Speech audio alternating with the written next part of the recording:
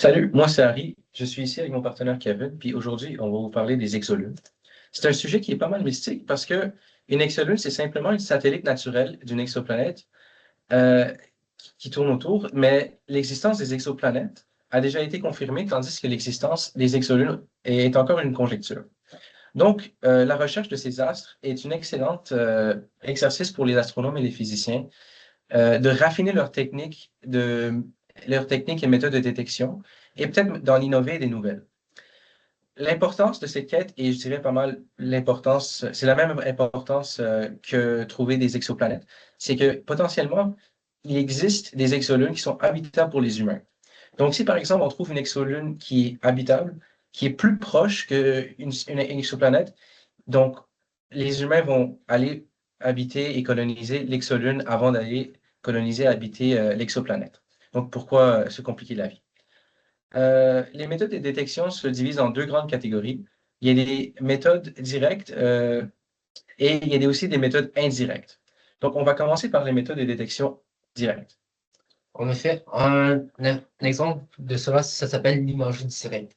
Il consiste à observer directement la lumière émise ou réfléchie par des objets célestes qui sont habituellement cachés par la luminosité de leur étoile haute. Comme on peut voir, l'objectif, il est vraiment simple, mais le réaliser, c'est vraiment compliqué. Donc, souvent, les scientifiques vont utiliser ce qu'on appelle des coronographes. Ce sont des instruments optiques qui permettent de masquer la lumière très intense d'une étoile. Et pour cela, ils font appel à ce qu'on appelle euh, des principes d'optique comme la diffraction et la focalisation, comme on a vu dans les notes de cours, ce qui demande bien évidemment un réglage très précis. Sinon, un autre problème qu'on peut rencontrer, c'est le contraste lumineux. En effet, dans le visible, souvent, la signature lumineuse, elle est très faible. Donc, qu'est-ce qu'on va faire, c'est qu'on va utiliser comme type de lumière l'infrarouge, c'est-à-dire c'est quand la longueur d'onde est extrêmement grande pour pouvoir mieux voir les objets célestes dans le visible. Et un parfait exemple de cela, c'est qu'en 2008, au Québec, on a utilisé un imageur du nom de GPI qui a réussi à photographier un système exoplanétaire malgré le fait qu'on n'a pas réussi à photographier directement des exodules. Donc, contrairement aux méthodes de détection directe qui font juste appel à regarder les photons directement émis par l'exolune, les méthodes indirectes sont ceux qui détectent la perturbation des photons émis par les astres qui sont autour de l'exolune. Euh, je vais vous parler de quelques exemples. Le premier, c'est la méthode des vitesses radiales. Supposons qu'on a une planète qui contient en effet une exolune. Donc, les deux tournent autour du même centre de gravité. Donc, pendant que la planète fait son tour autour de son étoile et qui fait face vers nous, disons par exemple, on peut voir que à certains moments, à certains moments périodiques, la planète vient plus proche de nous et à certains moments commence à s'éloigner quand même. Donc, on peut, avec ça, trouver une signature qui est quand même cool. On fait appel à l'effet Doppler pour voir une différence entre le signal de Doppler. Disons, par exemple, quand il vient proche de nous, il est plus bleu, il y a un décalage vers le bleu. Puis quand il va loin de nous, il y a un décalage vers le rouge. Donc, si on trouve en effet des petites variations de même, ça peut indiquer, on peut déduire de ça que potentiellement, cette planète-là a en effet une exolune. Donc, on peut continuer par d'autres méthodes maintenant.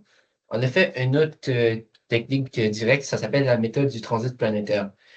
Consiste tout simplement à mesurer les variations de luminosité d'une étoile causées par le passage d'un corps céleste devant elle et aussi de mesurer la période de révolution, comme on a vu dans les notes de cours. Euh, un problème de cela, c'est que souvent, quand la Lune va passer devant l'étoile, elle va créer une certaine perturbation gravitationnelle donc, il va faire varier le moment de transit et aussi la variation du durée de transit. Qu'est-ce que la variation du moment de transit? C'est en fait le passage d'un corps céleste qui se produit avec une certaine périodicité ou une variation, dépendamment du contexte. Et l'autre variation, c'est-à-dire la durée de transit, permet mesurer les différences dans le temps d'une planète passée devant une étoile. Donc, les scientifiques, pour contrer cela, pour résoudre en fait ce problème, ils vont utiliser ce qu'on appelle la spectroscopie de transit, qui permet de faire augmenter le rapport de signal-bruit et pour détecter potentiellement des biosignatures. En effet, la spectroscopie, elle permet de décomposer la lumière visible en différentes longueurs d'onde, ce qui est une application directe des mathématiques de Fourier. Et un excellent exemple de cela, c'est l'appareil NIRIS qui est à bord du télescope spatial James Webb. Et on sait aussi comme actualité, il existe un projet suisse du nom de LIFE qui est prévu en 2040 et il consiste en gros à créer un télescope révolutionnaire qui permet de potentiellement aussi détecter des biosignatures en à peine quelques heures.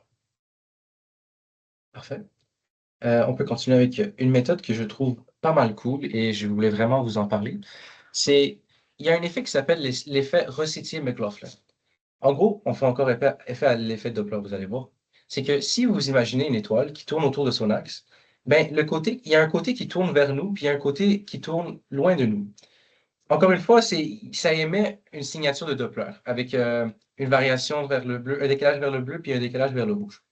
Ce que ça fait, c'est qu'on peut faire une observation avec le gradient du bleu et une gradient du rouge. Parce que, par exemple, si la partie qui est plus proche de nous euh, condense les